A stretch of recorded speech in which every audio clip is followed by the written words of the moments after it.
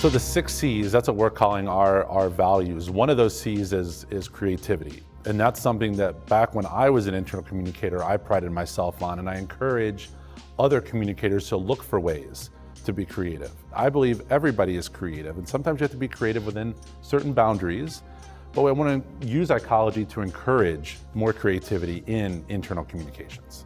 I think my favorite of our values is connection, and I know so many of us are missing that right now with not being able to see people in person.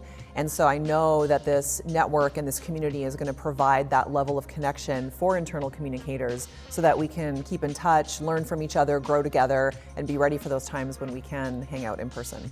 And one of the other values we have is career. That's something that's changed dramatically since I entered the profession. It used to be that people believed you couldn't establish a career in internal communications, that it was a stopping point to get to somewhere else. We believe you can have a great career in internal comms, and so we want that to be a focus for the ICology members of how they can build their careers through this platform.